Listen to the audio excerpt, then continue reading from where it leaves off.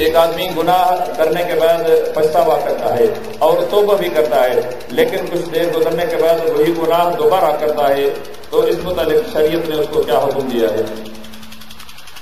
صحیح بخاری کی حدیث رسول اللہ صلی اللہ علیہ وسلم نے ارشاد فرمایا کہ ایک بندہ گناہ کرتا ہے اور پھر وہ نادم ہو کر توبہ کر لیتا ہے۔ اللہ تعالیٰ فرماتا ہے کہ دیکھو فرشتوں، میرے بندے نے گناہ کیا، اسے معلوم ہے کہ اس گناہ کو اللہ معاف کرے گا، اور اگر میں نے توبہ نہ کی تو اللہ مواخذہ کرے گا۔ اب دیکھو بندہ توبہ کر رہا ہے، میں نے اس کو معاف کر دی۔ اب وہ بندہ کچھ عرصے بعد پھر وہ گناہ کر لیتا ہے، پھر آ گیا، یا اللہ مجھے معاف کر دو۔ اللہ تعالیٰ پھر فرشتوں سے کہتا ہے میرا بندہ گناہ کر کے آ گیا اور پھر نادم ہو کر توبہ کر رہا ہے، میں نے بندے کو معاف کر دیا۔ تیسری بار پھر گناہ کرتا ہے، پھر توبہ کرنے پہنچ جاتا ہے، اللہ پھر فرشتوں سے فرماتا ہے کہ میں نے اپنے بندے کو معاف کر دیا، اور ساتھ یہ بھی فرماتا ہے کہ اب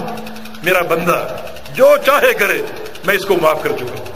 معنی یہ جو بار بار گناہ کر کے توبہ کرنے کے لیے آ رہا ہے، اس کا معنی یہ کہ بندے کا منہج یہ واضح ہو چکا ہے کہ بندہ توبہ کے لیے کتنا مفتقر ہے، کتنا محتاج ہے، کہ بار بار توبہ کر رہا ہے، بار بار توبہ کر رہا ہے۔ یعنی جب بھی یہ گناہ کرے گا توبہ ضرور کرے گا، اور گناہ کرنے کے بعد اگر توبہ کر لی جائے تو گناہ مٹ جاتا ہے۔ تو ایک بندہ اگر گناہ کرے، توبہ کر لے، پھر گناہ ہو جائے پھر توبہ کر لے، ایسا اگر 100 بار ہو تو 100 بار توبہ کر لے، لیکن توبہ شرط کے ساتھ۔ ایک انسان اگر توبہ کر رہا ہو اور دل میں یہ نیت ہو